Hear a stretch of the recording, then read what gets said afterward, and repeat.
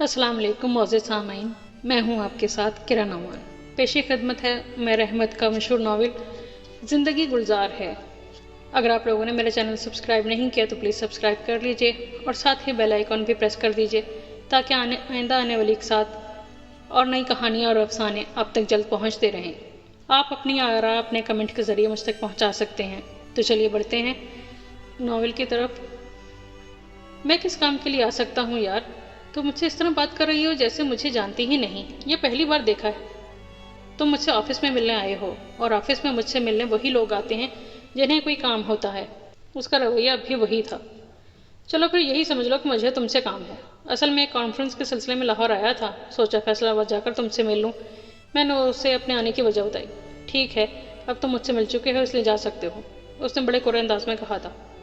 मैं तो कल सुबह जाऊँगा, आज आरिफ के पास ठहरूंगा। तुम अब अपना काम ख़त्म करो और मेरे साथ चलो। कहीं लंच करते हैं फिर ड्राइव पर चलेंगे, मगर पहले तो मुझे चाय पिलवाओ क्योंकि मैं लाहौर से सीधा तुम्हारे पास आया हूँ कुछ खाए पिए बगैर। ठीक है, अगर तुम चाय पीना चाहते हो तो मैं पिलवा देती हूँ, लेकिन इसके लिए तुम्हें विजिटर्स रूम में जाना पड़ेगा। मैं पीए को चाय के बारे में कह देती हूँ और लंच या ड्राइव का सवाल ही पैदा नहीं होता। तुमने ये सोचा कैसे कि तुम मुझे ऑफर करोगे, मैं मुँह उठाकर तुम्हारे साथ चल पड़ूंगी? तुम्हारे नाम की एक अंगूठी है सिर्फ मेरे हाथ में, और अंगूठी मुझे तुम्हारे साथ घूमने फिरने का कोई जवाब फराहम नहीं करती। तुम्हारा शुक्रिया कि तुम मुझसे मिलने आए, मगर आइंदा ऐसी सहमत ना करना। जहाँ लोग मेरी इज्जत करते हैं और मैं चाहती हूँ वो करते रहें। तुम ज्यादती कर रही हो। इसी ऑफिस में एक बार पहले भी तुमने मेरी इंसल्ट की थी, तब मैं बर्दाश्त कर गया था, लेकिन अब नहीं कर सकता। तुम्हें मुझ पर इस कदर बेअतबारी है कि बात तक करना पसंद नहीं, और मैं बेवकूफ़ों की तरह तुम्हारे दिल से माजी की गलत फहमियों को निकालने की कोशिश करता फिर रहा हूँ।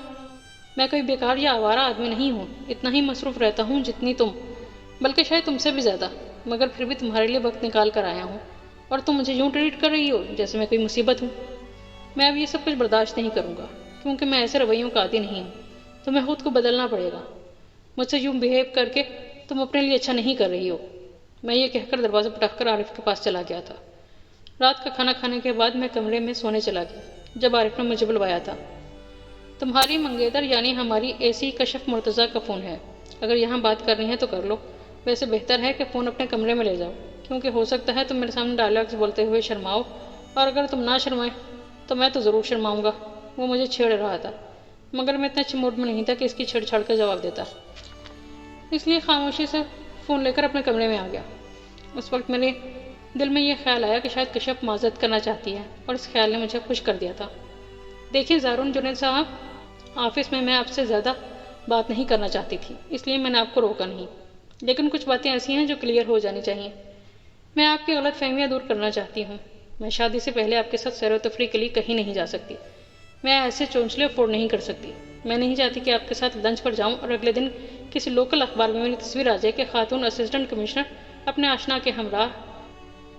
हर कोई ये नहीं जानता कि तुम मेरे मंगेतर हो, और मैं तुम्हारे लिए अपना कैरियर दाव पर नहीं लगा सकती। और अगर मुझे ये मजबूरी ना होती तब भी मैं तुम्हारे साथ वोटिंग नहीं कर सकती थी। जो बातें मुझे दूसरों के लिए बुरी लगती हैं इन्हें खुद करना कैसे शुरू कर दूँ? सबसे आखिरी बात यह है कि मुझ में ऐसी बहुत सी बातें हैं जो तुम्हें नापसंद हैं और रहेंगी, इसलिए बेहतर है कि शादी के फैसले पर एक बार फिर नजरसानी कर लो और मुझे बता देना ताकि मैं तुम्हारी चीज़ें तुम्हें वापस भिजवा सकूँ। उसने मेरी सारी खुश फहमियों को यकदम ख़त्म कर दिया था। कश्यप, तुम किस कदर कदामत पसंद हो, तंग नज़र हो। क्या तुम आज की औरत हो? हर रोज़ मर्दों से मिलती हो, मगर अपने मंगेतर के साथ तुम्हें लंच तो दूर की बात मिलना तक पसंद नहीं।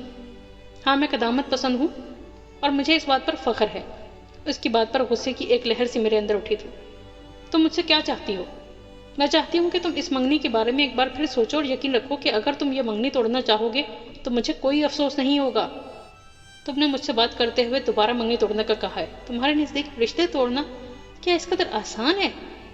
बहरहाल जो हुआ सो हुआ। अब मैं तुम्हें ये बता रहा हूँ कि मैं अगले माह तुमसे शादी करना चाहता हूँ। मैं इस हफ्ते तारीख तय करने के लिए अपने वालिदैन को तुम्हारे घर भेजूंगा, और प्लीज़, मैं कोई बहाना सुनना नहीं चाहता। मैंने उसे अपना फैसला सुना दिया था। लेकिन इतनी जल्दी शादी कैसे हो सकती है? मैं भी इसके लिए तैयार नहीं हूँ। पहली दफ़ा उसके लहजे में परेशानी थी। मैं कल तो शादी नहीं कर रहा हूँ, तुम्हारे पास काफ़ी दिन हैं। तुम अपने लिए कुछ जेवर और कपड़े तैयार करवा सकती हो, और अगर इसके लिए ज़्यादा दिन चाहती हो कि कोई जहेज़ वगैरह तैयार कर सको तो फॉरगेट अबाउट इट। मुझे किसी चीज़ की ज़रूरत नहीं है। मेरे पास ज़रूरत की हर चीज़ है। آج میں اسلام آباد میں پوسٹڈ ہوں، کل کسی اور ملک میں چلا جاؤں گا تو کیا چیزیں اٹھا کر پھرتا رہوں گا؟ تم اپنے والدین کو بتا دینا۔ اس کا جواب سننے سے پہلے ہی میں نے فون رکھ دیا تھا۔ میرے دل میں اس کے لیے بہت غصہ ہے۔ اسے اگر میرے ساتھ رہنا ہے تو خود کو بدلنا پڑے گا، اس حد تک جس حد تک میں چاہوں، ورنہ اسے بہت برے نتائج کا سامنا کرنا پڑے گا۔ میں شادی کے بعد اس کی کسی غلطی کو معاف نہیں کروں گا۔ 9 نومبر۔ آخر میں نے کشف کو پا ہی لیا اور آج میری شادی کو 3 دن گزر چکے ہیں۔ وہ اپنے گھر جا چکی ہے اور میں ڈائری لکھ رہا ہوں۔ بہت سی باتیں ہیں جو مجھے لکھنا ہے، کیونکہ 3 دن پہلے میں اپنی زندگی کے سب سے خوبصورت دور میں داخل ہوا تھا۔ جب کالج میں نے اسے پہلی بار دیکھا تو میرے وہم و گمان میں بھی یہ بات نہیں آئی تھی کہ معمولی شکل و صورت کی اس لڑکی کے لیے کبھی میں اتنی دیوانگی میں مبتلا ہو جاؤں گا کہ اس سے شادی کر لوں گا۔ شادی کی رسومات کے دوران میں اسے ٹھیک طرح نہیں دیکھ سکا، لیکن گھر آنے کے بعد جب میں نے اسے دیکھا تو وہ قیامت لگ رہی تھی۔ میں بہت دیر تک اس کے چہرے سے نظر نہیں ہٹا پایا۔ شاید پہلی بار میں نے اسے اتنا سجا سمرا دیکھا تھا، اس لیے ایسا ہوا تھا۔ پھر رات کو جب میں اپنے کمرے میں گیا تو وہ دلہنوں والے روایتی انداز میں بیڈ پر بیٹھی ہوئی تھی۔ خوشی کا ایک عجیب سا احساس ہوا تھا مجھے، شاید میری انا کی تسکین ہوئی تھی۔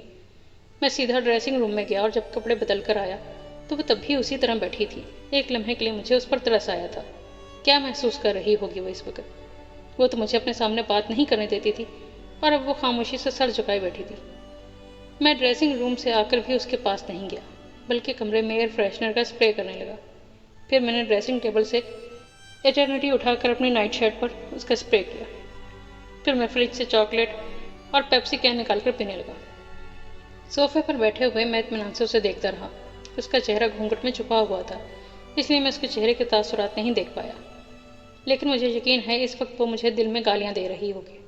اور اب مجھے یہ خیال آ رہا ہے کہ اس رات 12:30 بجے یک پیپسی میرے لیے کافی نقصان دہ ثابت ہو سکتی تھی۔ آفٹر آل یہ ہے بھی نومبر کا مہینہ، لیکن بس میں اسے کافی انتظار کروانا چاہتا تھا۔ چاکلیٹ ختم کرنے کے بعد میں نے واش روم جا کر دانت برش کیے۔ واپس آنے کے بعد میں اس کے قریب بیڈ پر بیٹھ گیا اور آہستہ سے اس کا گھونگھٹ اڑھ دیا۔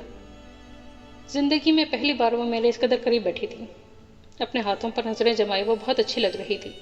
کچھ دیر تک میں خاموشی سے اسے دیکھتا رہا۔ پھر میں نے کہا، اگر میں کوئی انا پرست آدمی ہوتا تو آج تمہارے ساتھ میرا سلوک کچھ اور طرح کا ہوتا، لیکن تمہاری خوش قسمتی ہے کہ میں ایسا نہیں ہوں۔ اس نے میری بات پر نظر نہیں اٹھائی۔ میں نے سائڈ ٹیبل کی دراز سے ڈائمنڈ رنگ نکال لی۔ اپنا ہاتھ دو، میں نے انگوٹھی نکال کر کہا۔ اس نے اپنا ہاتھ بڑھا دیا۔ میں نے دیکھا کہ اس کے ہاتھ میں لرزش تھی۔ مجھے بے اختیار اس پر پیار آیا۔ کیا وہ مجھ سے خوف زدہ تھی؟ حالانکہ وہ تو ہمیشہ مجھے ڈرایا کرتی تھی۔ میں نے اس کے ہاتھ میں انگوٹھی پہنائی۔ انگوٹھی پہننے کے بعد اس نے ہاتھ کھینچنا چاہا، مگر میں نے اس کا ہاتھ پکڑے رکھا۔ کیسا لگ رہا ہے یہاں آ کر؟ میں نے اسے بولنے پر اکسایا، لیکن وہ چپ رہی۔ کچھ بولو گی نہیں؟ کیا ہاتھ نہیں چھڑواؤ گی؟ میری طرف دیکھو گی بھی نہیں؟ Are you all right? میں نے اسے چھیڑا۔ اگر دوسرا ہاتھ پکڑ لوں تو بھی کچھ نہیں کہو گی؟ میری بات پر اس نے بے اختیار اپنا دوسرا ہاتھ پیچھے کر لیا۔ میں کھلکھلا کر ہنس پڑا۔ وہ بے حد کنفیوز لگ رہی تھی اور مجھے اس کی کنفیوژن مزہ دے رہی تھی۔ تم تھک گئی ہوگی، کپڑے چینج کر لو، میں نرمی سے کہتا ہوا اٹھ کھڑا ہوا۔ وہ بھی اپنا لباس سمیٹتے ہوئے اٹھ کھڑی ہوئی۔ جب وہ ڈریسنگ روم سے باہر آئی تو نائٹی میں ملبوس تھی۔ جب وہ بیڈ پر بیٹھی تو میں نے اسے کہا، کشف، پہلے تم مجھ سے محبت نہیں کرتی تھی، کیا اب کرو گی؟ وہ کچھ دیر کی خاموشی کے بعد بولی، ہاں۔ اس کا صرف ایک لفظ میرے اندر جلتی ہوئی ذلت کی اس آگ کو بجھا گیا جو اپنی باتوں سے لگاتی رہی تھی۔ میں نے پہلے کبھی خود کو اس قدر مطمئن اور پرسکون محسوس نہیں کیا۔ میں والہانہ انداز میں اس سے محبت کا اظہار کرتا رہا، لیکن وہ پہلے ہی کی طرح تھی، سنجیدہ اور شرمائی۔ صبح جب میں سو کر اٹھا تو وہ پہلے ہی اٹھ چکی تھی اور کھڑکی کے سامنے کھڑی تھی۔ میں گاؤن کی ڈوری بند کرتا ہوا اس کے پاس چلا گیا۔ گڈ مارننگ، میں نے ہولے سے اس کے بالوں کو چھوا۔ مارننگ، تم روز اتنی ہی جلدی اٹھتی ہو؟ ہاں۔ وہ ہنوز میری طرف متوجہ نہیں تھی۔ کشف، کیا یہ بہتر نہیں ہے کہ تم ایک نظر مجھے بھی دیکھ لو؟ باہر کا نظارہ ایک رات کی دلہن کے لیے اس کے نئے نویلے شوہر سے زیادہ پرکشش نہیں ہو سکتا۔ میں نے اسے کندھوں سے پکڑ کر اپنی طرف گھما لیا۔ میوزک سنتی ہو؟ میں نے اس سے پوچھا۔ ہاں، تھوڑا بہت۔ وہ مجھ سے بات کرتے ہوئے نظر چرا رہی تھی اور میں اس انقلاب پر حیران تھا۔ ٹھیک ہے، تم یہ ریکارڈ سنو، میں تھوڑی دیر میں آتا ہوں۔ میں اسے یہ کہہ کر باتھ روم میں چلا گیا۔ آدھ گھنٹے کے بعد جب میں نہا کر تیار ہو کر آیا تو وہ صوفے پر بیٹھی ہوئی تھی۔ ناشتہ ہم نے کمرے میں ہی کیا۔ وہ میری باتوں پر مسکراتی رہی مگر زیادہ نہیں بولی، مگر میرے لیے اتنا ہی کافی تھا کہ وہ میرے پاس موجود تھی۔ پھر وہ بھابھی اور سارا کے ساتھ 11 بجے بیوٹی پارلر چلی گئی تھی۔ دوبارہ میں نے اسے رات کو دیکھا اور وہ مجھے بہت پرسکون اور خوش نظر آئی۔ اسامہ اور فاروق کی چھیڑ چھاڑ پر وہ مسکراتی رہی اور مجھے بے چین کرتی رہی۔ آج صبح وہ اپنے گھر چلی گئی ہے اور اب جب میں ڈائری لکھ رہا ہوں تو بے حد تنہائی محسوس کر رہا ہوں۔ اس کے ساتھ گزاری ہوئی 2 راتیں مجھے اس قدر بدل سکتی ہیں، یہ میں نے کبھی نہیں سوچا تھا۔ مجھے یوں لگ رہا ہے جیسے میرے بیڈ روم کی سب سے قیمتی چیز غائب ہو گئی ہے۔ اس وقت میں اسے بہت شدت سے مس کر رہا ہوں اور اب تھوڑی دیر تک میں اسے فون کروں گا۔ اس سے مل نہیں سکتا مگر باتیں تو کر سکتا ہوں۔ 9 نومبر، میری شادی ہو گئی ہے اور زندگی کا ایک نیا سفر شروع ہو گیا ہے۔ گزرے ہوئے 3 دن میری زندگی کے سب سے خوبصورت دن ہیں۔ میں جانتی ہوں آنے والا ہر دن میرے لیے سب اچھا کی خبر نہیں لائے گا۔ بعد میں جو ہونا ہے وہ تو ہوتا رہے گا، مگر میں زندگی کے کم از کم یہ چند دن خوش فہمیوں کے سہارے گزارنا چاہتی ہوں۔ میں شادی کے دن تک بہت پریشان تھی، کوئی چیز بھی مجھے اچھی نہیں لگ رہی تھی۔ جب زارون کی طرف سے آنے والے زیورات اور روسی جوڑا کمرے میں لائے گئے تو میرا دل چاہا میں انہیں آگ لگا دوں۔ میری کزنز اور فرینڈز ان چیزوں کی تعریفیں کر رہی تھیں۔ ان کے نزدیک میں خوش قسمت تھی اور وہ میری کیفیت سے بے خبر ان چیزوں پر رشک کر رہی تھی، اور میں یہ سوچ رہی تھی کہ وہ میرے ساتھ کیا سلوک کرے گا۔ وہ سب چیزیں اس وقت مجھے پھانسی کے پھندے کی طرح لگ رہی تھیں۔ جب مجھے زارون کے کمرے میں پہنچایا گیا تو مجھے یوں لگ رہا تھا جیسے میرا نروس بریک ڈاؤن ہو جائے گا۔ وہ کمرے میں آنے کے بعد کچھ دیر تک مجھے نظر انداز کرتا رہا اور میرے اس خوف کو مستحکم کرتا رہا کہ میرے سارے خدشات ٹھیک تھے، مگر پھر کیا ہوا؟ کچھ بھی تو نہیں۔ اس کا رویہ بالکل نارمل تھا۔ اس نے مجھ سے پوچھا تھا کیا تم مجھ سے محبت کرو گی؟ میں نے ہاں کہا تھا اور اس کی آنکھوں میں ابھرنے والی چمک دیکھ کر میں حیران رہ گئی تھی۔ میں نہیں کہہ سکتی وہ محبت نہیں تھی، شاید وہ واقعی مجھ سے محبت کرتا تھا۔ صبح میں بہت جلد اٹھ گئی تھی۔ جب میں نے آنکھیں کھولی تھیں اس وقت میں نے اٹھ کر اپنے ارد گرد نظر دوڑائی اور تب مجھے رات کی ساری باتیں یاد آنے لگیں۔ زارون میرے بائیں جانب بڑے پرسکون انداز میں سو رہا تھا۔ میں کچھ دیر اسے دیکھتی رہی۔ کمرے میں پھیلی ہوئی ہلکی سی روشنی میں وہ بہت اچھا لگ رہا تھا۔ پھر میں نہانے کے بعد ٹیرس پر چلی گئی۔ اس وقت ملکہ جان اندھیرا تھا اور آسمان پر کافی گہرے بادل چھائے ہوئے تھے۔ مجھے بہت سردی محسوس ہوئی اور میں واپس اندر آ گئی۔ پھر میں بیڈ روم کی کھڑکی سے نیچے لان کو دیکھتی رہی جو اس وقت بہت عجیب سا نظر آ رہا تھا۔